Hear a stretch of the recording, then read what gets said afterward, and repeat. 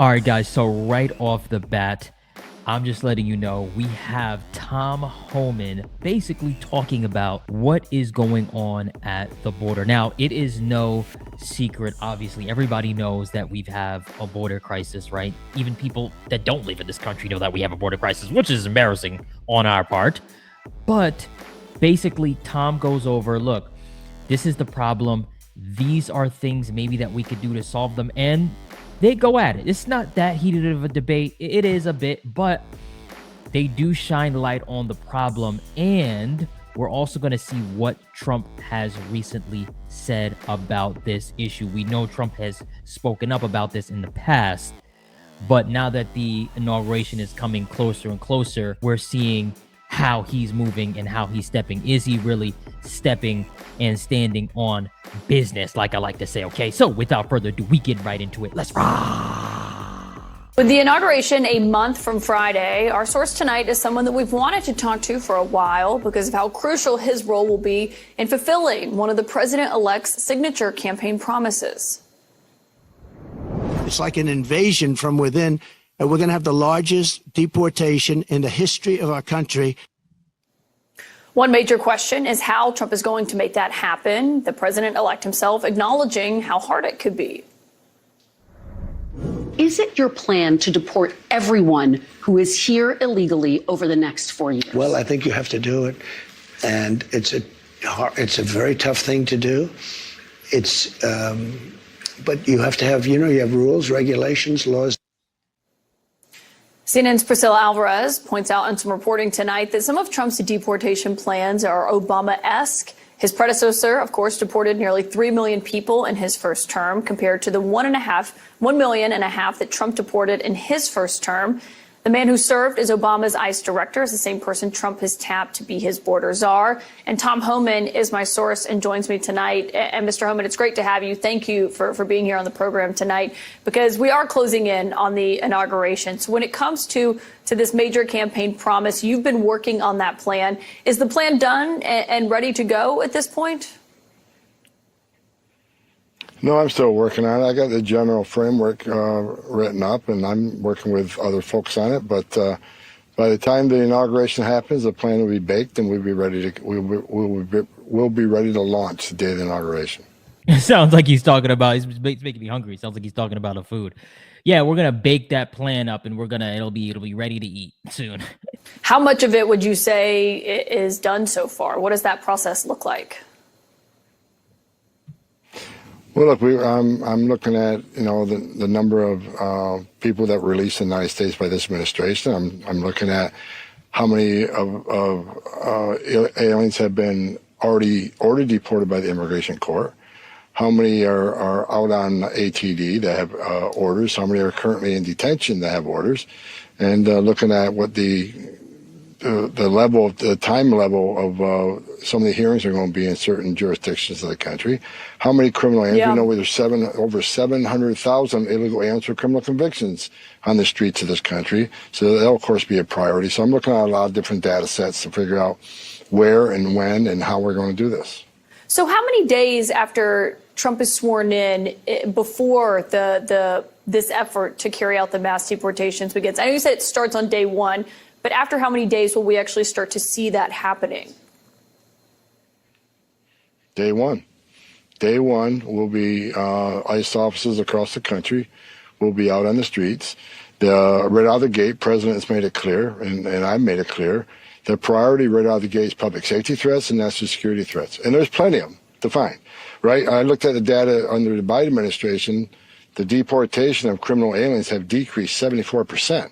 So we have all those folks that the Biden administration failed to deport, plus you got this over 10 million encounters on the southern border that they came across. We got a lot of them to look for too. So the public safety threats are plenty, and it's going to keep us busy.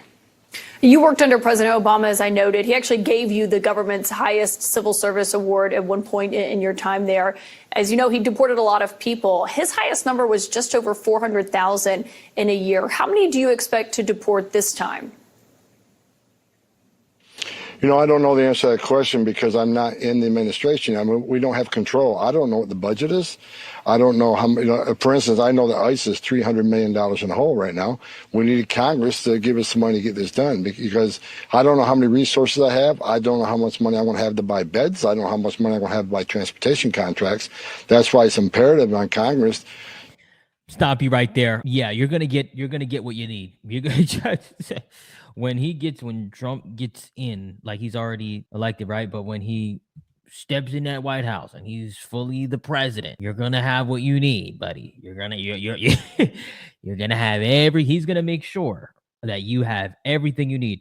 As much as he's been talking about that, that's the one thing I know for a fact. Drop a like and a comment if you agree. I do not think there's going to be a shortage of funds for that. Okay. That's my personal opinion. Now, is it going to be easy? Heck no, it's not going to be easy. Absolutely not. Right. And I'm curious to see how they go about doing it. Right. So let's keep letting them rock. And reconciliation to give us money we need to do this. I think the mandate given by the American people from the election is they want this done. A majority of Americans think this is the right thing to do. A vast majority of Americans think public safety threats that are here illegally should be removed. So it all depends on the funding I get from the Hill. So you haven't gotten any briefings from people at the Department of Homeland Security right now to tell you what that looks like as far as the number of ICE agents or the number of beds available to you? No, I know the current number of beds available. I know how many agents are there right now, but I'm looking, we need many more detention beds than what are currently available. I mean, on the Trump administration, we had over 55,000 people in detention in any given day, and they're down to less than 30,000 now. So I know there's a certain amount of beds that are available, but we're going to need many more beds. The landing teams have just started working with the agencies and the departments, so we'll be gathering information, a lot of information next couple of weeks, which will help me in my planning process. How many more beds do you think you'll need?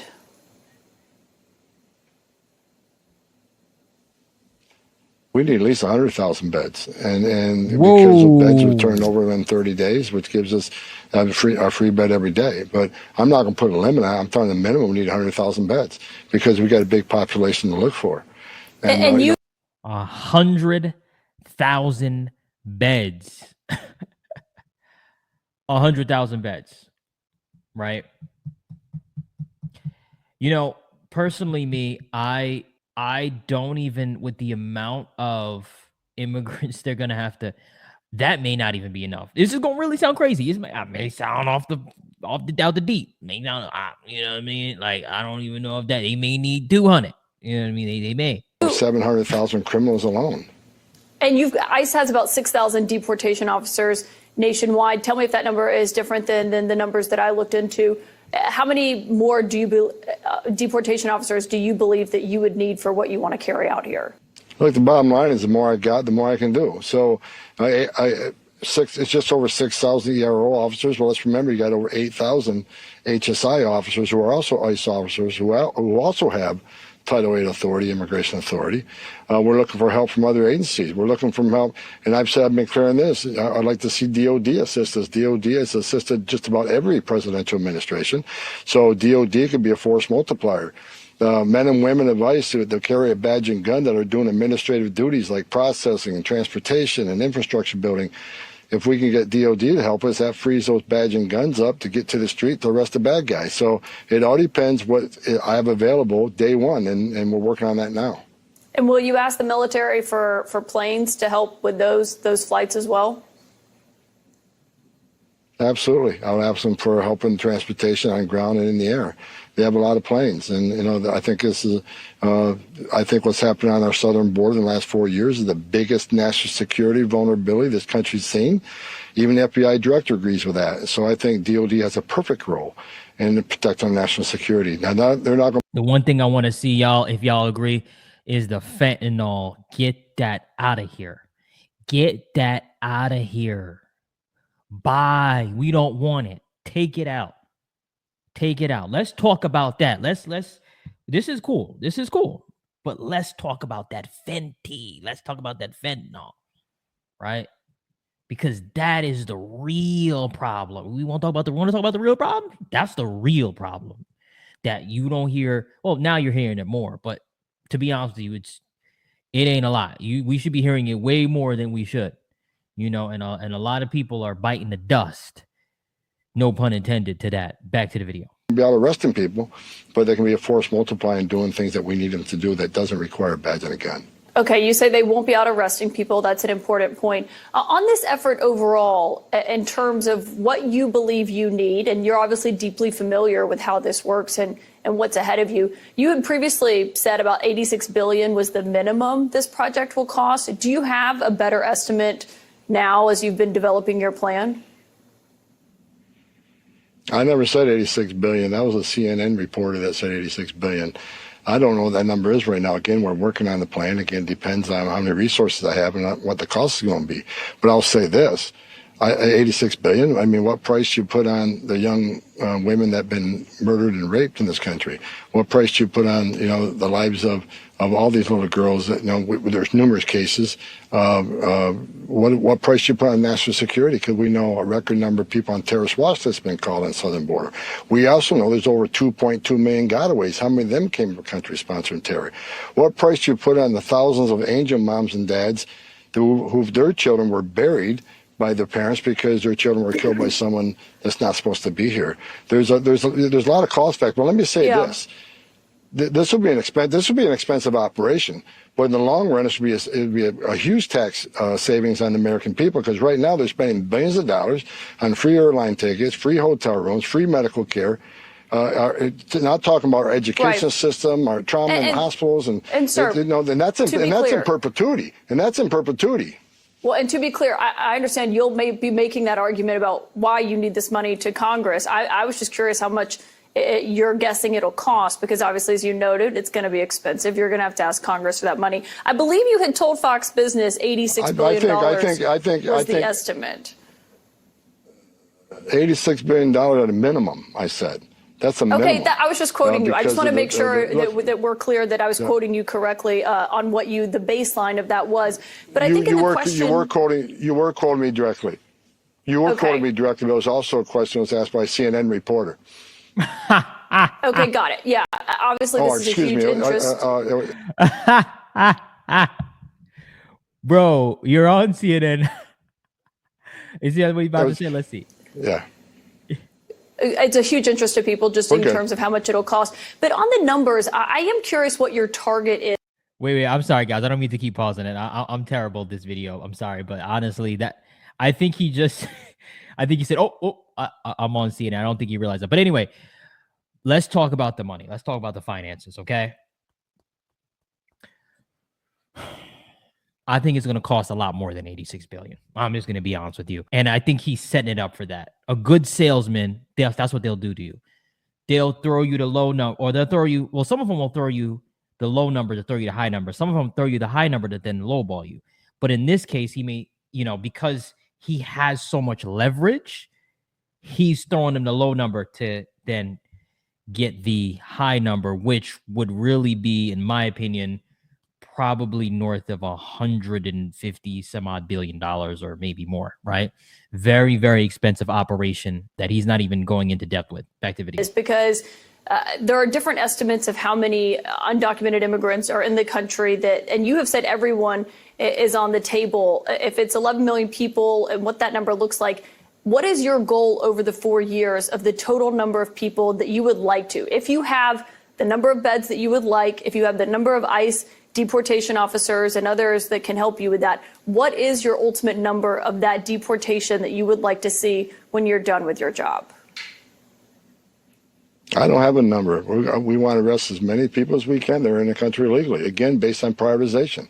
We want to arrest every criminal, every gang member that's here illegally that's a public safety threat. We want to arrest every fugitive, those who had due process at great taxpayer expense and have an ordered deportation but didn't leave and became a fugitive. We got over 1.5 million of those. And look, we got millions of people here illegally. I've said if you're here illegally, you're not off the table. I mean, it's a violation of law. It's a crime to enter this country illegally. And after we give you but due you don't have a process, number that you'd like to see. An immigration judge. 1 year from tonight, you don't have a number that you'd like to say, this many people have been deported on my watch. No, I don't have a number. I want to arrest as many people as we can with the resources we have. Want to be the most efficient we can based on prioritization. There's no limit.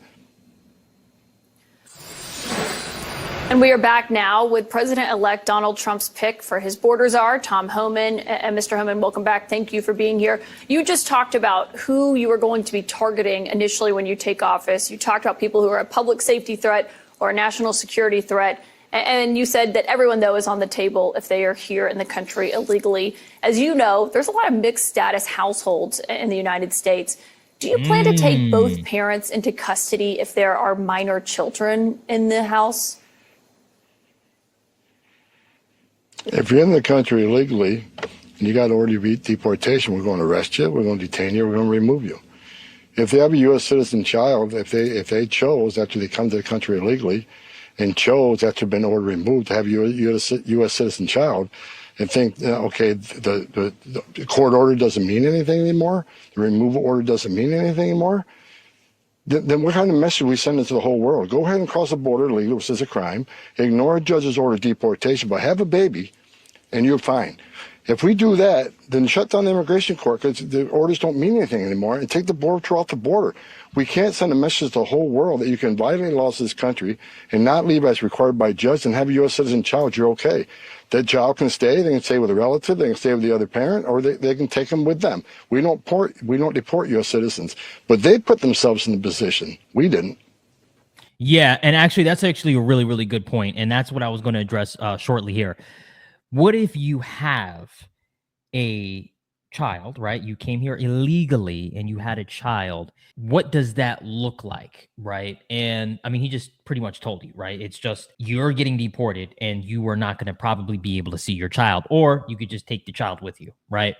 Now, a lot of people feel that that is messed up. I hear it. I understand. But I gotta agree with the dude in terms of that was a part of the process of thinking that you should have thought about when you came here, right? And I understand not everybody plans to fall in love or get pregnant and blah, blah, blah. It's life. But, the Bible says something, and I'm not saying, I know some of you believe, some of you may not, but you cannot take an unclean thing and make it clean. You just can't.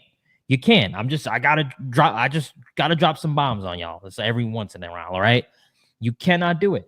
If you come here illegally, right, which is unclean, and now you want to all of a sudden be clean. Oh, now I have a son. Yeah, he's American, whatever.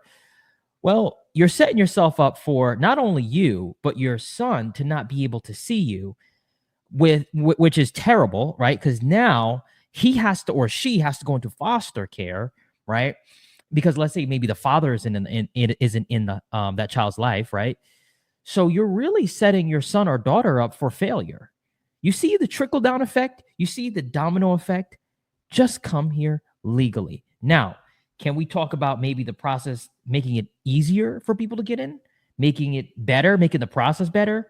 That's a different story for a different day. Sure.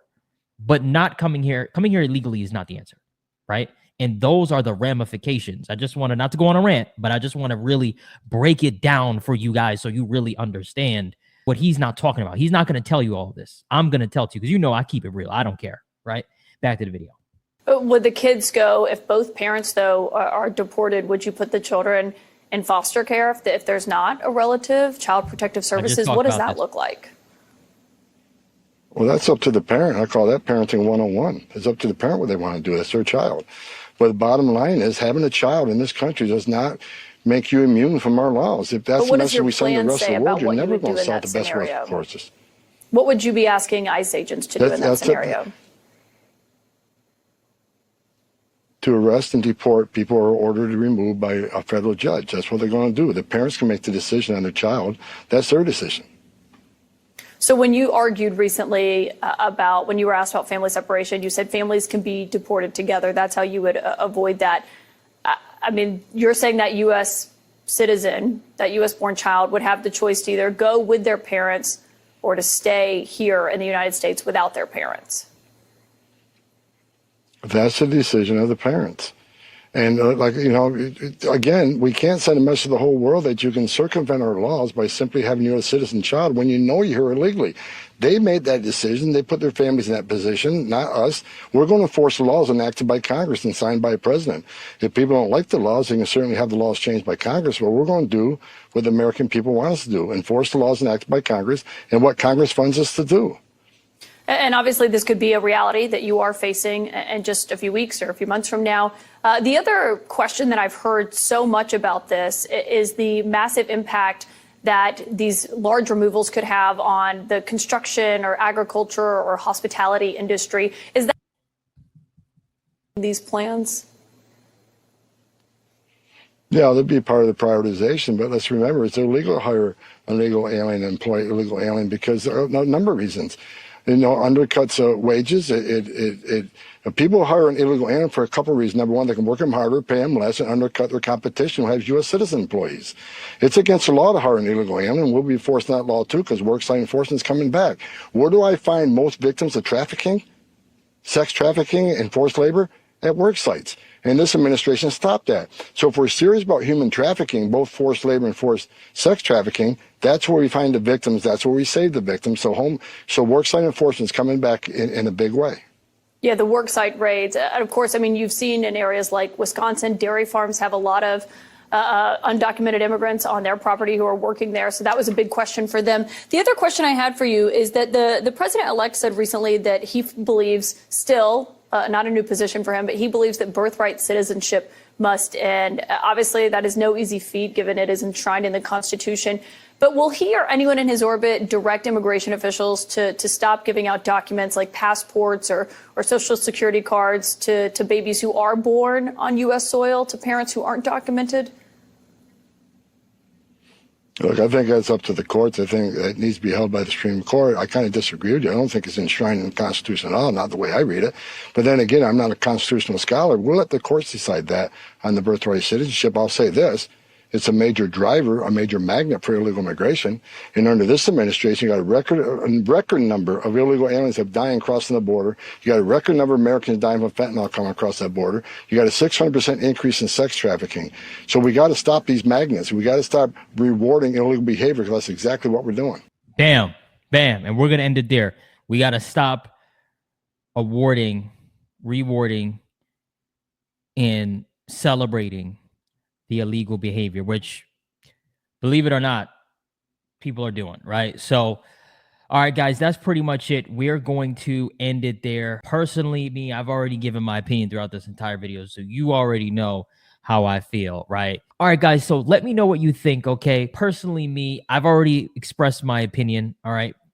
And I definitely think that he should have given us a bit more insight on what he's going to do instead of just letting the parents decide. I think I'm with that 100%. The parents, it's their responsibility, sure. But are they going back with the parents? Are they going to foster care? Are they what's happening? Right.